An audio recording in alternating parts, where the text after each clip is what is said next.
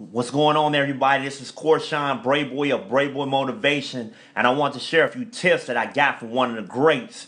I was fortunate enough to have the opportunity to connect with ET, Dr. Eric Thomas, yesterday afternoon. He asked me to share this information with you guys. He took time out of his busy schedule to talk with me about a question that I asked him. Now, for those who don't know who Eric Thomas is, Dr. Eric Thomas is that guy who put his stamp on the word grind. And he said, when you want to succeed as bad as you want to breathe, then you'll be successful. He is internationally known for powerful motivational speaking and actually is one of the top speakers in the world. So without a doubt, he's one of the greats. So I know you're thinking, what did you ask him? I asked him, what do you do, E, before a speaking engagement? How do you prepare for a speaking engagement? What 5 tips can you give me that'll take Brayboy motivation, that will take my speaking to the next level? And he broke it all the way down for me. As a Breathe University student, this is a professor talking to the student. Now, before I tell you what he said, I just want to say thank you for being the worst celebrity ever, E. You know, my improvement as a speaker actually matters to him as a Breathe University student. But moving forward, what he said was, first thing is just being a guru and in your field. You know, being a guru of your field and of your field, which is going to take you some time. Don't get caught up in the immediate gratification of the culture. It's going to have to take some time and grind in order for you to become a guru.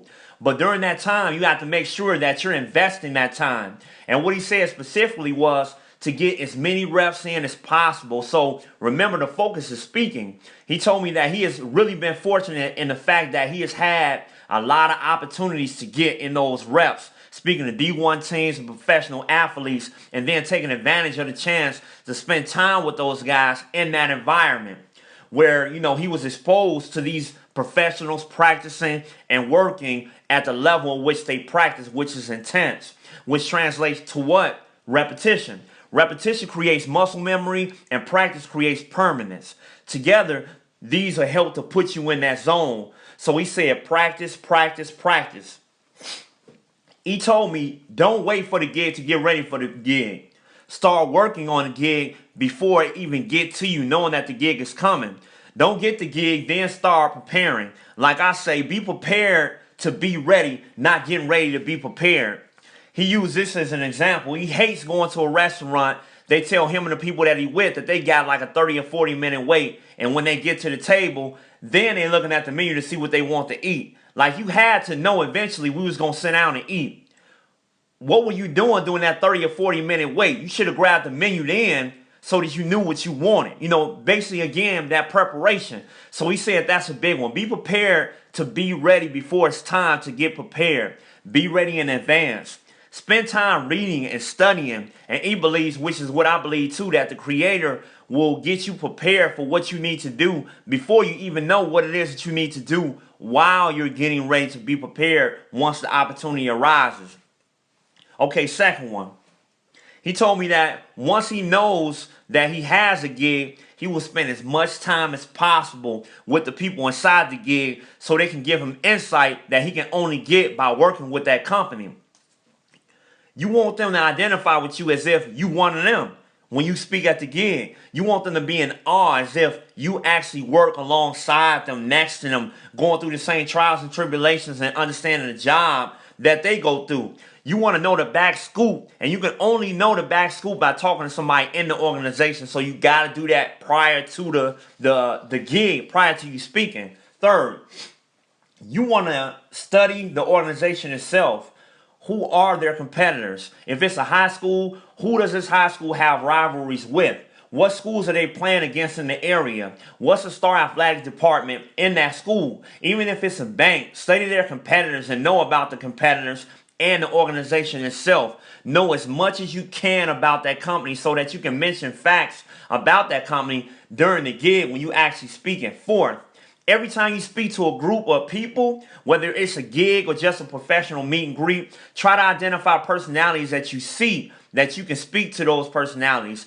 He gave me this as an example. He said, like, say you speaking to a room with a group of 300 people and this one guy that isn't engaged, who needs to have slides and things like that to keep him from losing his train of thought. You want to ask yourself, what do I need to get him to engage. Now, when you come back to do the gig, what you're going to see is when you're able to connect with him, you automatically connect with about 50 more other people in the room. You home in on that personality early so you can prepare and be ready for the next time when you actually do your gig. You may even have that know-it-all personality there too. You can see him sitting there just looking at you like, I heard all this before. I don't need to hear this. So you have these different personalities, one who has a short attention span and the other one who knows it all.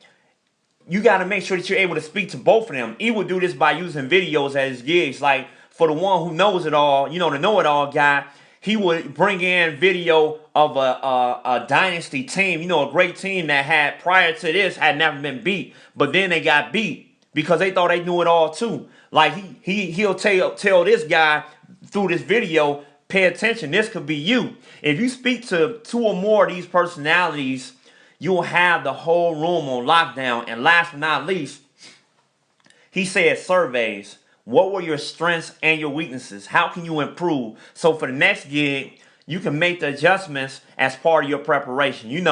Just having people critique you and what you're doing, because you're going to be what you're doing is going to be different depending on what audience that you have. So you want to have people critique you so you can make preparations and adjustments prior to you going to the next audience, so you're always constantly improving. And the best way to do that is by getting insight from other people, surveys from the people inside the gig, and then people that are outside of the gig that are critiquing you. So let me go ahead and recap. Become a guru in your particular field. Audience insight, talk to the people in the organization, learn about them so you can identify with them. But first you're going to have to identify, let me say that again. Audience insight, talk to the people in the organization, learn about them so that they identify with you. But before they can identify with you, of course, you got to identify with them. Learn about the organization and their competitors. What is a business? Who are the competitors of that business? What are facts about that business? So you can drop those facts during your engagement. Identify and speak to the personalities in the group so that you can command their attention. And then surveys. Get feedback on your execution from other people in and outside the gig, so that you can improve and sharpen up on your craft. I just want to give a shout out to Breathe University and all the future students. And thanks again for having this wealth of knowledge together in one place. This is your boy Corshawn, Brayboy of Brayboy Motivation. Hey, get back to living.